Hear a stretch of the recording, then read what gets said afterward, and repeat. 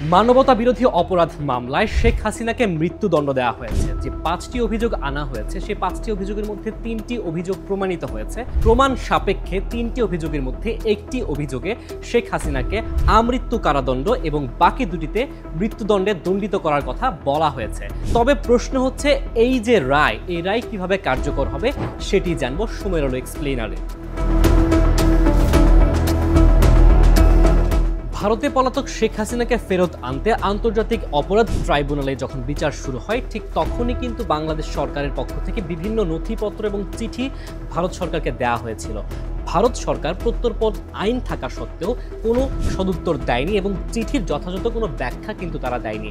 বাংলাদেশের পক্ষ থেকে যখনই হাসিনাকে ফেরত আনার কথা বলা হয়েছিল, তখন ভারত সরকারের পক্ষ থেকে কোনো প্রকার সদুত্তর দেওয়া হয়নি। তবে আজকে আন্তর্জাতিক অপরাধ আদালতে এই মামলার রায়ের পর ভারত সরকার কিন্তু একটি প্রতিক্রিয়া দিয়েছে। ভারতের পররাষ্ট্র মন্ত্রণালয়ের যে অফিসিয়াল প্যাড রয়েছে, সেই প্যাডে একটি প্রতিক্রিয়া জানানো হয়েছে। সেখানে বলা হয়েছে যে বাংলাদেশ যেহেতু ভারতের খুব ঘনিষ্ঠ প্রতিবেশী, সে জায়গা থেকে তারা এই রায়টাকে বিবেচনায় নিয়েছে। বিবেচনায় নিয়ে পরবর্তীতে কোনো সিদ্ধান্ত থাকলে সেটি জানানো হবে। তবে সম্প্রতি কাতার ভিত্তিক সংবাদ মাধ্যম আল জাজিরাকে সাক্ষাৎকার দিয়েছেন গ্লোবাল জিন্দাল বিশ্ববিদ্যালয়ের অধ্যাপক শ্রীরাধা দত্ত। তিনি বলেছেন, বাংলাদেশের ক্ষমতাচ্যুত প্রধানমন্ত্রী শেখ হাসিনার বিরুদ্ধে যে রায়, সেটি কিন্তু প্রত্যাশিতই ছিল। তবে ভারত সরকার কোনোভাবেই শেখ হাসিনাকে ফেরত দেবে না। ২০১৩ সালে যে প্রত্যর্পণ চুক্তিটি হয়, সেই চুক্তি অনুযায়ী বাংলাদেশের কাছে কোনো আসামিকে যদি ভারত সরকার ফেরত দেয়, সেক্ষেত্রে ৩টি শক্তিশালী বিষয় থাকতে হবে। সেগুলোর মধ্যে অন্যতম হচ্ছে বিচারিক আদেশ।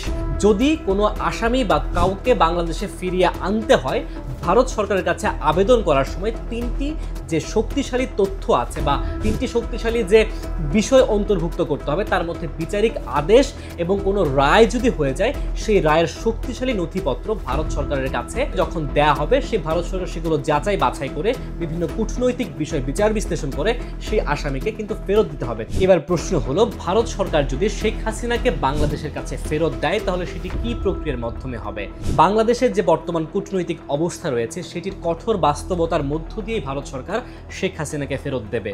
পাঞ্জাবের ন্যাশনাল ল ইউনিভার্সিটির যে অধ্যাপক রয়েছেন ডক্টর সঙ্গীতা, তিনি একটি বিষয় বাংলাদেশ সরকারের কাছে জানতে চেয়েছেন বা বুঝিয়েছেন বাংলাদেশ সরকারকে যে ভারত সরকার এই প্রক্রিয়ার মধ্য দিয়ে বাংলাদেশের কাছে শেখ হাসিনাকে ফেরত দিতে পারে।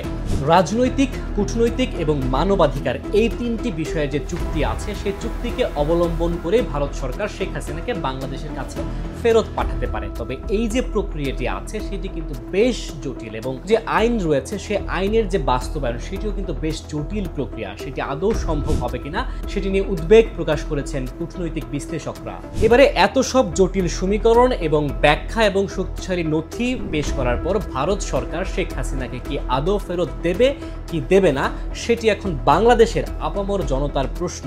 যদি ভারত সরকার শেখ হাসিনাকে ফেরত না দেয়, তবে শেখ হাসিনাকে যে এই যে ফাঁসির রায় দেয়া হলো, সেটি কিভাবে কার্যকর করা হবে, সেটি এখন বাংলাদেশের সাধারণ মানুষের প্রশ্ন।